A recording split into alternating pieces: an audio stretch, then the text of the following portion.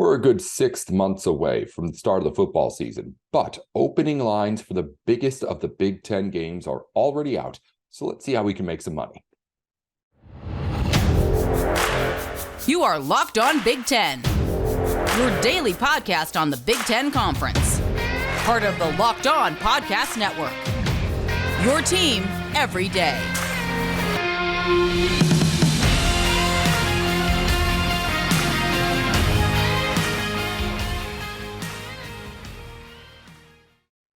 Thanks for tuning into Locked On Big Ten. I'm your host, Nate Dickinson. Today's show is brought to you by LinkedIn Jobs. With LinkedIn Jobs, you can hire qualified candidates more efficiently by matching open roles with people who have the skills, values, and experiences to help you achieve your 2023 goals.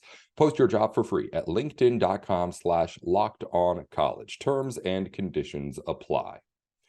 Coming up on today's show, we're going to get into some of the opening lines from FanDuel. FanDuel, official sports partner of Locked On, has already released some lines for some of the biggest games throughout the Big Ten football season. We'll dive into all of that. Also get into basketball as well, and of course wrap things up with the Big Ten news from the day. But let's get right into here the betting lines from FanDuel to start out the Big Ten season. We've discussed this before on the show when things are first starting to open up and lines are first getting out there. But this is the time to make your money. Here, when we're 6 months away from the start of the season, when the bookmakers in Vegas really, to be quite honest, are the least confident in the lines that they're setting, but they know that if they put the biggest games out there, they'll get the biggest amount of money in on those games. So they're fine being a little less sure about how they're setting the line, knowing that you're going to go ahead and get a head start and put your money in on it. So how can you beat the bookie? Make sure that you're making the smart bet. First, let's just go through all the lines for Big Ten games throughout the season that are available, including non-conference lines, and starting with the September 9th matchup. That's a really, really interesting one. A couple of head coaches making their debuts with their new teams. Matt Rule in Nebraska head to Colorado to face off against Deion Sanders and the Buffs. And I'll just say the line here, and I feel like you'll know exactly where I'm going to go with this. It's right now -9.5 in favor of Nebraska on the road. Listen, I'm sure Nebraska is a more talented football team than what Colorado is right now. And I'm sure that when we go into that weekend, there's going to be a ton of hype around Matt Rule, just like there was a ton of hype around the Cornhuskers this upcoming season, this last season.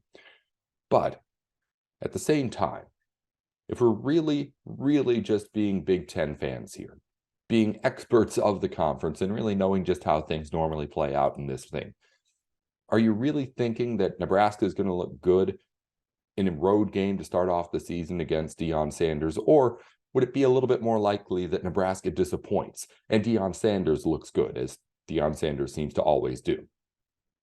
I'm not saying that you should bet against the Big Ten. And again, this is a Nebraska team that is a little bit more put together right now than what Colorado has. But 9.5 points is a lot of points. And I don't know if I'm ever going to be confident betting on Nebraska, especially on the road, especially in the atmosphere that this is going to be in Colorado.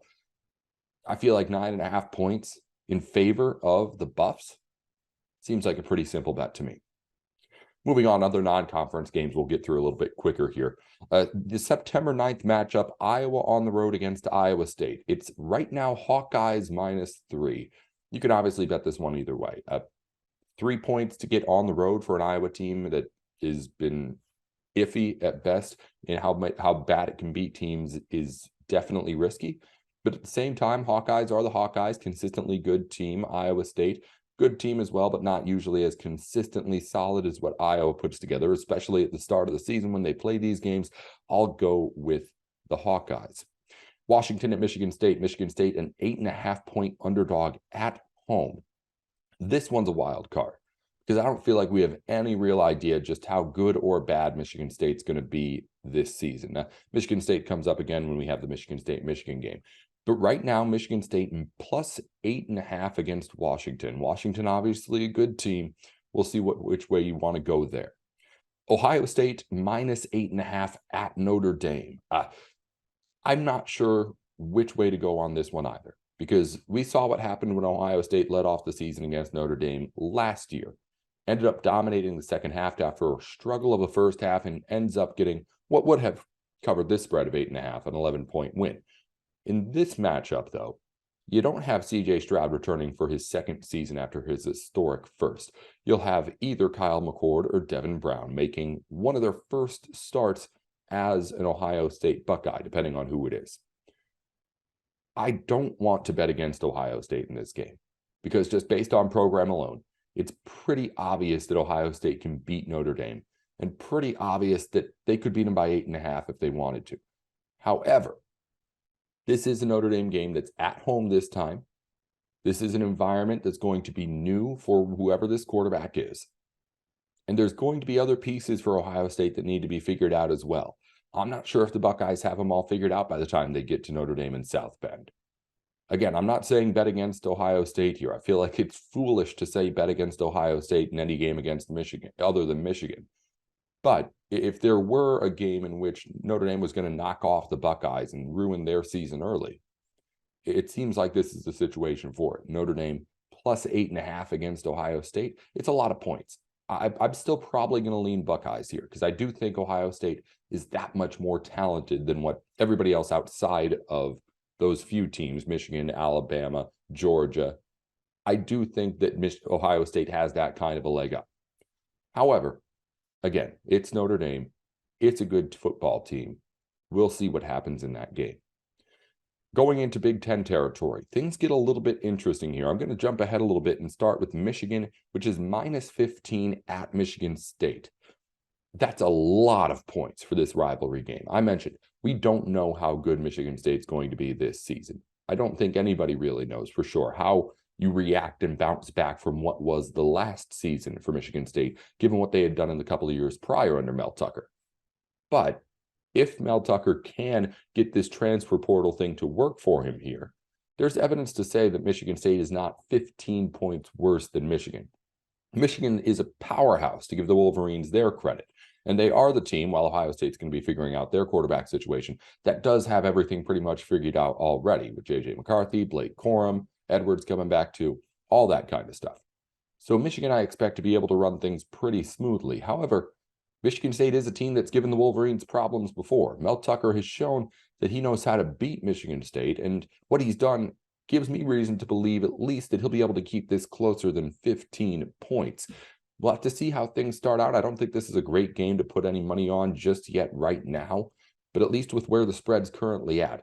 If you're a Michigan State fan thinking 15 points, let's jump on it, cannot blame you at all. And if you're a Michigan fan thinking 15 points is all we got to beat these guys by, we're a dominant team in the college football world, I wouldn't be surprised either. But right now, I think the number is a little bit more appealing to the Michigan State fans who want to bet it right now, because I just feel like when we get to game week, 15 points is, that's a lot of points to put a line on once you get to that actual game, no matter what the records are or where they stand. Unless Michigan State totally is just ineffective and dismantled, I do think that line will get closer to like 10, 11.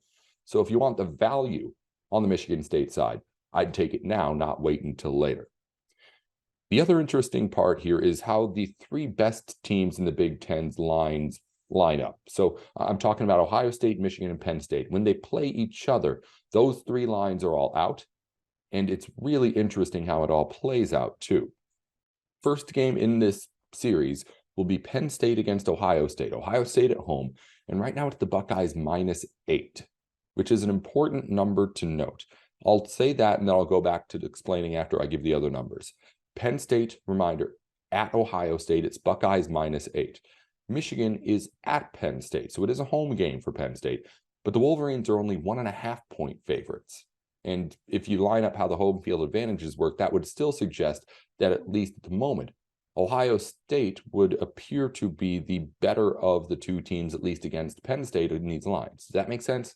It's -8 for Ohio State, -1.5 for Michigan against Penn State. Again, there's a home and away difference there. But when you put those two numbers together, saying that Ohio State's 8 points better than Penn State and saying that Michigan's 1.5 points better than Penn State suggests that the book thinks that Ohio State is the better team. Even when you factor in the supposed 3-point shift for the home field advantage. However, when you actually get to head-to-head matchup between Ohio State and Michigan, the books have given Michigan their respect. In a game that will be in Ann Arbor, it's Michigan -1 right now. Now, again, the home field advantage makes a difference here. If it was Ohio State at home, this line could very well be Ohio State -1 or 2 or whatever it is. But the point is, in previous seasons, this would be an Ohio State favorited game. No matter where it's played or anything like that, Buckeyes would be the one that was favored to win every single Big Ten game it played. Every single game it played, to be honest. But Michigan right now opening at -1, which is a sign of at least a start in the shift that we talked about last week. I'm tired of having this conversation of who's really better between Ohio State and Michigan, or can Michigan beat the skill on paper that Ohio State has? Wolverines have proven that they have, and I'm tired of making the arguments, but this line, if definitely going to keep the argument open, is starting to prove to us that even in Vegas, people are starting to shift their mindsets about who is on top of the Big Ten. They've got Michigan -1 right now. In the big house, I know, but still, having Michigan favored at all is a sign of a shift in what is, in my opinion, the right direction, just given what we've seen out there on the field. So again, all these lines are available on FanDuel if you want them. I'll read them up and down once again. Iowa -3 at Iowa State early in the season. Nebraska -9.5 at Colorado. Washington at Michigan State +8.5. Ohio State -8.5 at Notre Dame. Penn State +8 at Ohio State. Michigan -15 at Michigan State. Michigan -1.5 at Penn State. And Ohio State at Michigan -1. Michigan, the team favored in all three of these big games and getting the respect they deserve from FanDuel, the official sportsbook partner of Locked On. We'll get into basketball here in just a minute. We're going to talk a little bit more about the projections for the rest of the season in the Big Ten and how the Big Ten tournament seeding will play out, because it's really important, not just for the teams that are in the contention for the top 4 seeds and buys, but also for the teams that are in contention for potentially having to play on that Wednesday at the very beginning of the tournament, because there's a couple of bubble teams that are going to be right there on that edge. And I'm not sure which way they would want to go exactly when it comes to that 10 or 11 seed. We'll get into that in just a minute. Before we do that, though, Built Bar is the place to go for a delicious treat that won't bring along all the fat and calories with it. We just got through the holidays, and I know my goal is to be a little bit healthier this year, trying to go to the gym, trying to cut back on things like carbs and, of course, count calories too. And Built Bar has everything that you need on that front. 130 calories per bar, less than 4 net grams of carbs and sugars too, while packing in 17 grams of protein in every bar too. So you can get the energy you need to get through the day. You can get yourself the great taste that comes with the Built Bar, which looks and tastes like a candy bar, while also not giving you any of the stuff that you don't want thrown into your body just because it has to be. It doesn't have to be with Built Bar. They've got new flavors coming out all the time. You can head over to their website right now, built.com, and check out everything that I'm talking about, because it's not just the bars. They've got the puffs. They got the little powders that you pour into your drinks. All of the protein products that you could ever need, Built Bar has them and does it at a great price and a great calorie count too. It is the perfect combination of everything that you're looking for in a health product. Built.com is the place to go to check out any of these things. Or if you're close to a Sam's Club, you can run in and grab a 13-bar box with hit flavors, brownie batter, and churro. You can thank me later. Again, it's built.com to check out Built Bar. The podcast has been all over Built Bar for years. You should get started too. Also, thank you for tuning in to Locked On Big Ten and making us your first listen every day. Make sure to check out our brand new podcast, Locked On College Basketball. Everything you need to know about college basketball in one place. Plus, hear from the experts, insiders, coaches, and players that know it all. Locked On College Basketball, available on YouTube and wherever you get your podcasts. Let's check in on basketball. And we've been doing bracketology stuff for a while, just giving you updates on where the Big Ten teams stand in the bracket matrix. But now I want to go back to just the Big Ten tournament, because not only is it huge to win that tournament, of course, but it's also huge to get that tournament resume built through the Big Ten tournament. So where do things currently stand with where we're at in the Big Ten? Well, to start off, we have at Purdue still at a 95% chance to get that 1 seed, according to the Reddit user who posts this thing every week. He posts a just list of every single seed 1 through 14 in the Big Ten tournament and each team's percentage to get into that spot. Purdue at the moment is still listed as a 95% favorite to finish as the 1 seed, which I'm not sure if I'm quite buying yet. I mean, maybe the numbers is how that plays out. This factors in where teams are in the standings and then combines it with where teams have to go the rest of the regular season and looking at their probabilities to win those games. So on paper, I'm sure Purdue is still the heavy favorite to take that 1 seed with a 1-game lead in the loss column. However, with the way that I've seen these two teams play on the court as of late, Northwestern and Purdue, that is, I'm not putting it quite at 95%. I know that Purdue is still the better team, if you ask me, and probably still the better team by pretty decent margin. But Northwestern's just really, really hot. Purdue stumbled a few times over the last couple of weeks. I see them losing another game. I could see them losing another game easily, maybe to Indiana again this weekend. And Northwestern could obviously easily lose too, but if they can win out and Purdue loses once more, Northwestern has that 1 seed. And I think it's, again, just a much higher probability than a much lower probability than 95% that Purdue gets that 1 seed. I put it like 75, 80 maybe. The other note was that Northwestern is the clear favorite to take that 2 seed in this tournament. Right now, they're at about 42% to actually get into that spot. And it's what they have behind that that is a little bit jarring, because we were at a point just a few weeks ago where I don't think anyone was thinking Northwestern would be able to get this high. And more importantly, it was really, really spread out, the odds to get that number 2 seed in the tournament. Right now, 42% chance of getting a top 2 seed goes to Northwestern, 45% if you're going number 1 or number 2. Nobody else has more than a 12% chance to get into those top 2 seeds. So it's looking like right now, according to the rest of the schedules, it could be Purdue and Northwestern closer to locked in than you may think to being those top 2 seeds, especially when you take a look at the way the actual standings are set up. There's a whole lot of teams still in it, and Northwestern seems to have a pretty clear advantage in what they have to do the rest of the way. The other thing I noted in the top of the bracket, there are 4 teams right now fighting for those final 2 spots that get the buys in the tourney. If you assume that Purdue and Northwestern are going to get the top 2 spots, then right after that you have Indiana, Rutgers, Maryland, and Iowa really all jumbled in as 4 teams who are not only most likely to get those last 2 buys, but really the only teams who have a statistical chance at it. All 4 of those teams have at least a 41% chance to get a top 4 seed. Nobody else in the Big Ten has more than a 12% chance, according to the numbers. So that's really where we're at. We've got Purdue, Northwestern up top. You've got the 4 teams, Indiana, Rutgers, Maryland, and Iowa, fighting for 2 buys. And then it's really just a mixture of everything in the middle there still until you get to the bottom of the pack.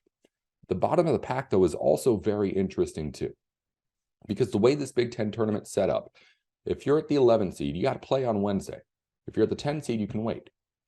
However, if you take a look at the 2 teams that are slotted into those spots right now, it just so happens to also be the 2 teams that are right on the NCAA tournament bubble. Nebraska, Wisconsin, or I'm sorry, not Nebraska, Penn State and Wisconsin. So the question becomes, which seed do you want there? Let's say both of these teams are right on the NCAA tournament bubble when they get to the Big Ten tournament. If you are, say, Wisconsin team that's right there, would you rather get the day off on Wednesday and have to go up against Northwestern or Purdue or Indiana in day 2, a game that you're more likely to lose?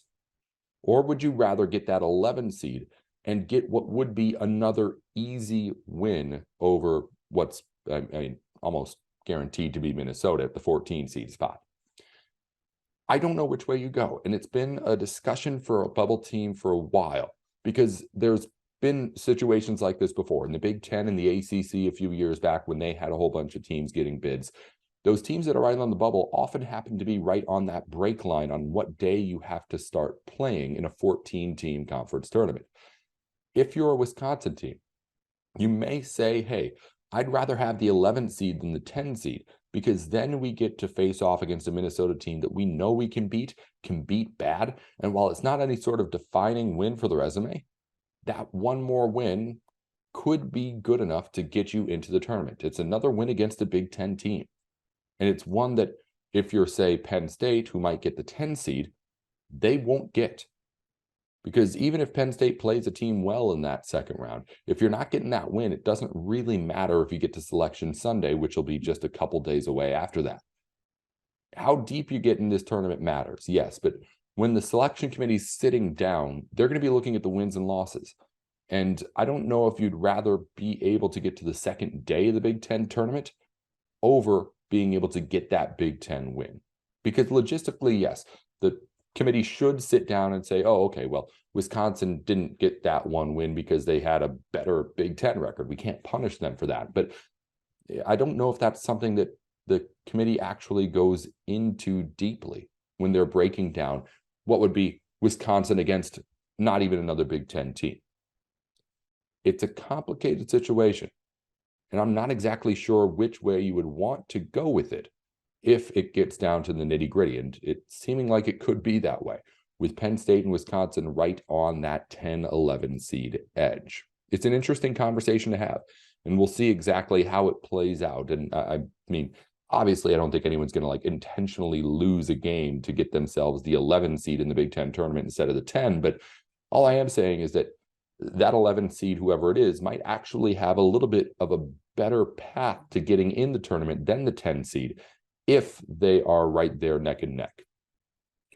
We'll get more here in just a minute on Locked On Big Ten as we wrap up the program. But before we do that, as a small business owner or hiring manager, you know that success in 2023 all depends on the team members you surround yourself with. That's why you have to check out LinkedIn Jobs. With LinkedIn Jobs, you can hire qualified candidates more efficiently by matching open roles with people who have the skills, values, experiences to help you achieve your goals. LinkedIn Jobs help you quickly attract qualified candidates to get your open jobs filled with targeting tools. They go beyond resume data by using insights from your job post, company, and their 875 million member profiles. They identify the most qualified candidates on LinkedIn Jobs and connect them with fast service and for free. That's right, for free. You can post your job right now on LinkedIn at linkedin.com/college, Locked On College, linkedin.com/Locked On College. LinkedIn Jobs helps you find the qualified candidates you want to talk to faster. Post your job for free at linkedin.com/Locked On College. That's linkedin.com/Locked On College to post your job for free. Terms and conditions apply. Let's wrap up the program today by going over just a little bit of Big Ten news. Not a whole lot to get to here today. Also, with its win over Indiana yesterday, first piece of news, Michigan State basketball will finish with a Big Ten record of at least 500 or better. That's not nearly as significant when on its own, but it's also the 35th consecutive season that Michigan State basketball is going to finish with that record of 500 or better. The most consistent team in Big Ten basketball without question, thanks to Tom Izzo. In football news, Northwestern cornerback coach Ryan Smith is leaving for the NFL. He has taken the same position as cornerback coach for the Arizona Cardinals. Of course, Northwestern strongest in some years recently at the defensive back spots. Now Ryan Smith is headed to Arizona. Northwestern's going to have some big shoes to fill. And finally, we already said it before, but I had it in my notes here just because I thought it was big. FanDuel lists Ohio State as a 1-point underdog to Michigan in the Big House later this year.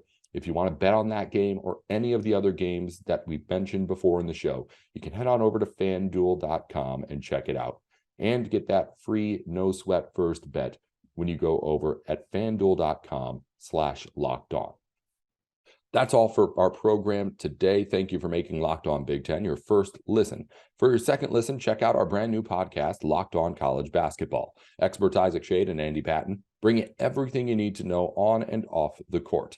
Plus, hear from big-name experts, coaches, and players throughout the basketball landscape. Locked On College Basketball, available on YouTube and wherever you get your podcasts. I'm Nate Dickinson at Nate with Sports. Be sure to follow along with our show, Locked On Big Ten, wherever you get your podcasts, on YouTube and on Twitter too, at Locked On Big Ten. 10 at the end, not TEN. Once again, I'm Nate Dickinson at Nate with Sports with Locked On.